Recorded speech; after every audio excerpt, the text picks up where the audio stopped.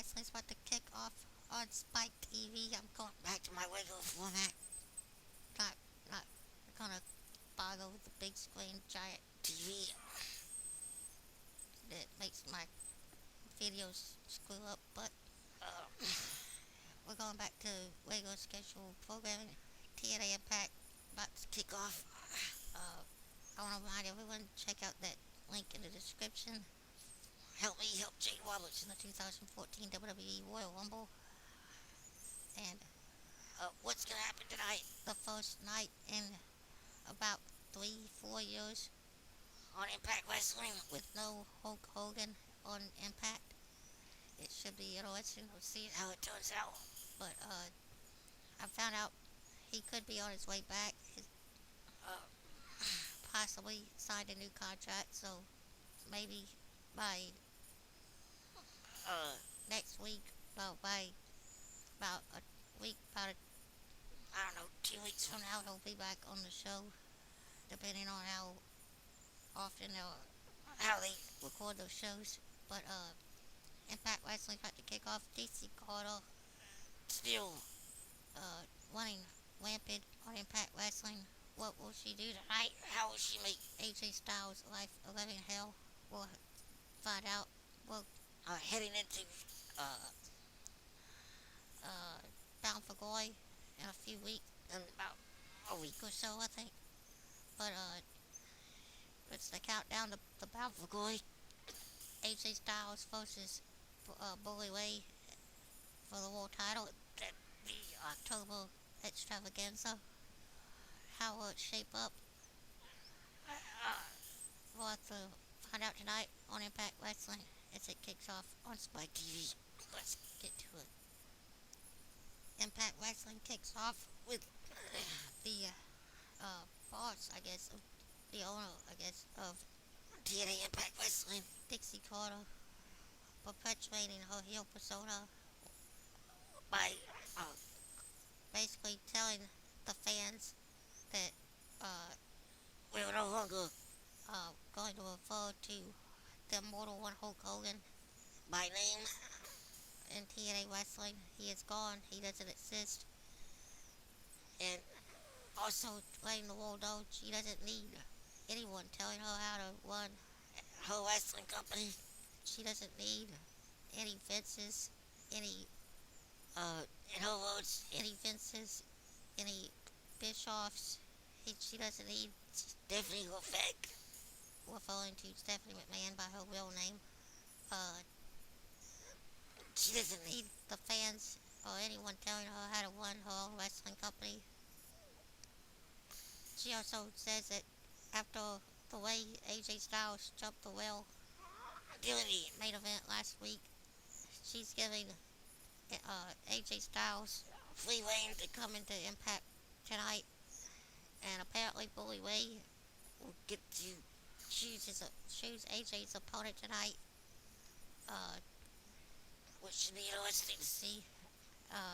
As she's talking, Sting comes out and tries to ask her what's going on with her, and she ends up telling him that she didn't care for the way he played that match between himself and Magnus for Bound for Glory, when he's not in charge anymore. He's not general manager or in, the boss or owner or whatever. She then says that tonight there will be a tag team match, Sting and Magnus versus the team of Ego, Christopher Daniels and Kazillion. But if Sting or Magnus gets pinned, they will not be at Bound for Glory to participate in that match. She then leaves. After that in ring, we go backstage. We find out that Jeff Hardy, it will be coming up next in the first match. It'll be Jeff Hardy versus a double Austin Aries. We go backstage to Austin Aries being interviewed. He gets a little perturbed that the interviewer interrupted him. He says that he interrupted his inner monologue, which is a slap, a poke at the fact that Jeff Hardy used to do that a couple months ago. He used to, they used to do these inner monologue things with Jeff Hardy that not a lot of people cared for. But just a little jab at that. But coming back, A double Austin Aries versus the charismatic Enigma Jeff Hardy. Two out of the four that will participate in the Ultimate X match at Bound for Glory. Everyone knows whoever has the Ultimate X, whoever has the X Division Championship, which is what they're fighting for at Bound for Glory.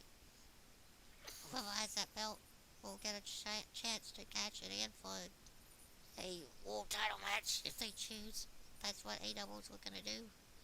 But he has to get past Jeff Hardy tonight in a standard match. Let's see how it turns out. Austin Aries picks up a surprising win, in my opinion, over Jeff Hardy with a sick brainbuster DDT off the top. No, not DDT, but brainbuster off the top rope. Well, Hardy was on the top rope. Aries was on the middle rope, but it still counts. Brainbuster from the rope. For the 1, 2, 3. After the match, as Austin Aries is celebrating, Samoa Joe comes out and announces that at Bound for Glory in the Ultimate X match that features Jeff Hardy, Austin Aries, Chris Sabin, and the X Division champion Manic, it will now feature Samoa Joe. It will be a 5-way. It is now a 5-way X Division Championship, Ultimate X.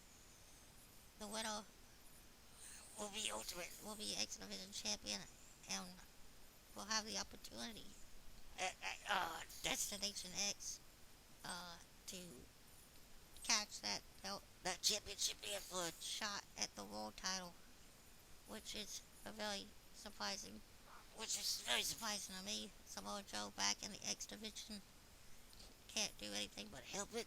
But after that we go backstage to Team Romance. Robbie E and Jesse are backstage talking to each other about how Jesse got pinned by ODB and Robbie E got pinned by both Eric Young and Joseph Park in about 2 seconds.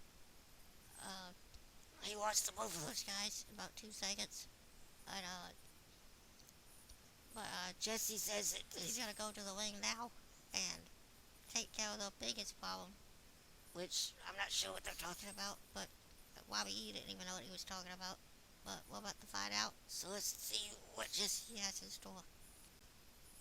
The situation that the Romance had to deal with was ODB,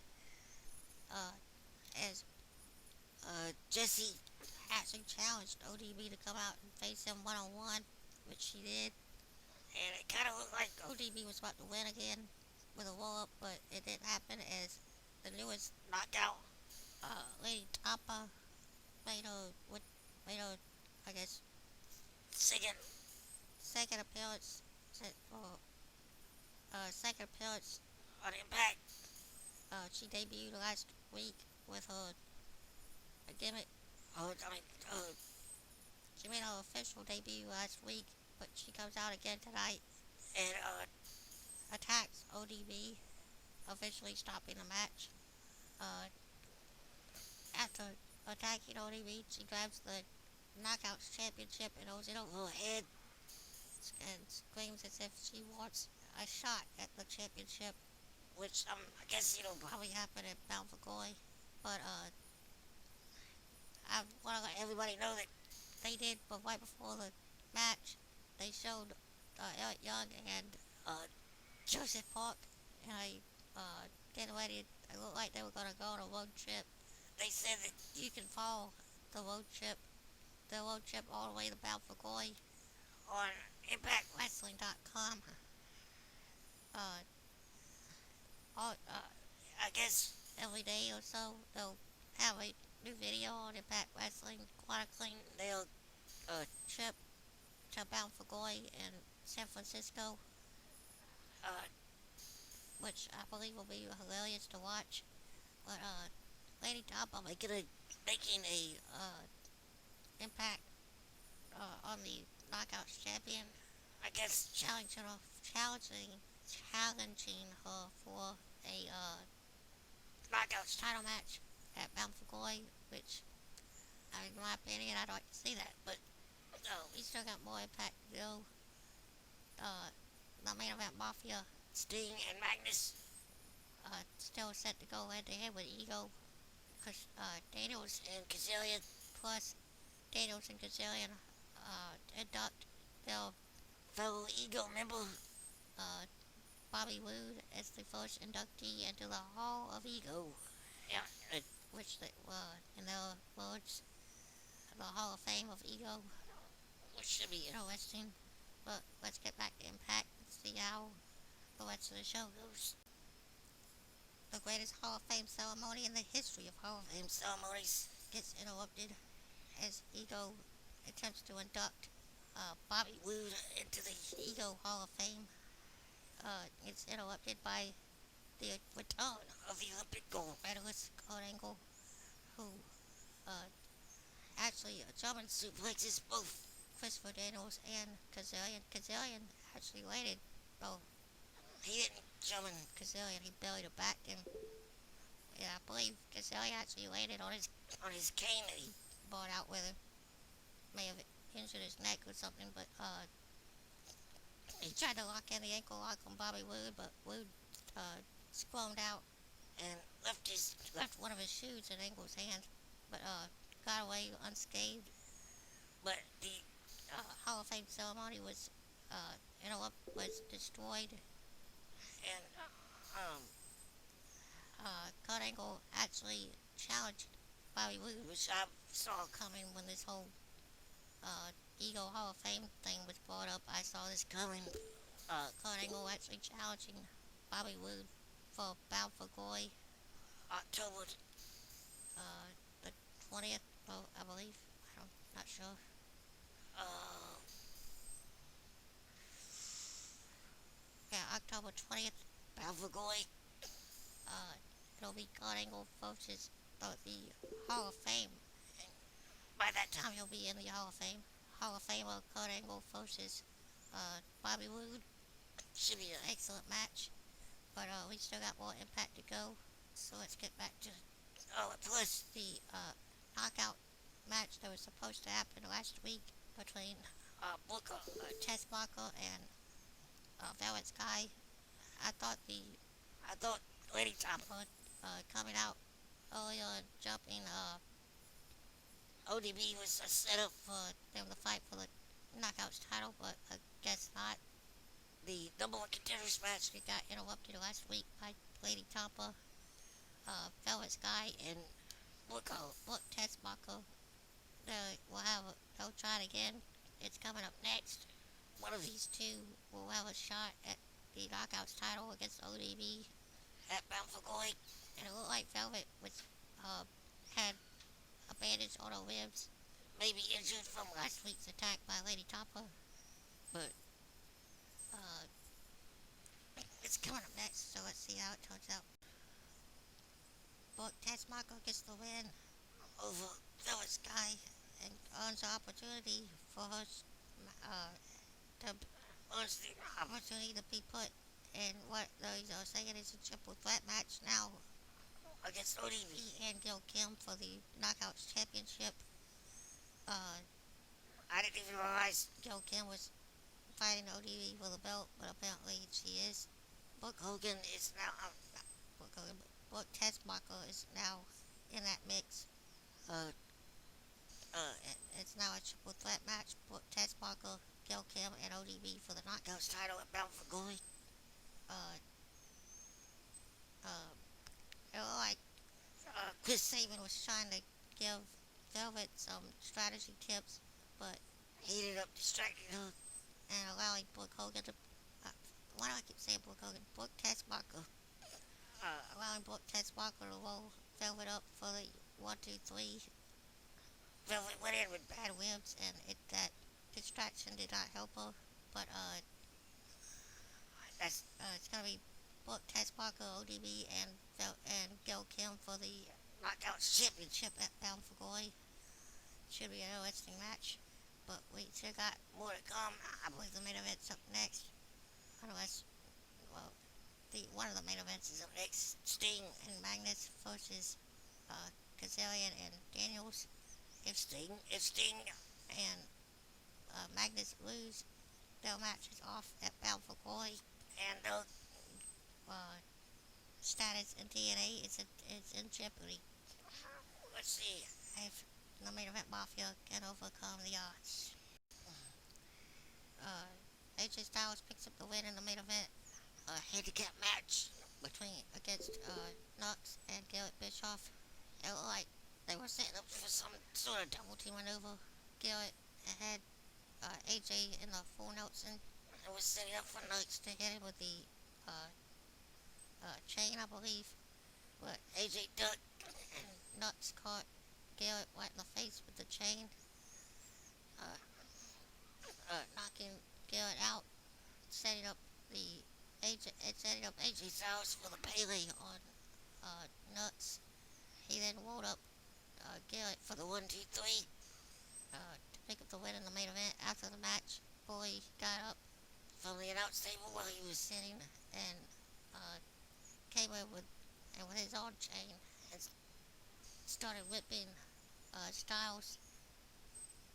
After a few minutes, Styles got back to his feet and tried to run at Bully, but got back body dropped over the top rope onto the ramp. What kind of condition will AJ Styles be in for October 20th, Bound for Glory and the World Title match? We'll have to wait till next week to find out. But remember, I still got my SmackDown review tomorrow, plus Raw on Monday and Impact on Thursday. So, check those videos out. Check out the link in the description. Help me help Jake Roberts in the 2014 WWE Royal Rumble. That's Impact.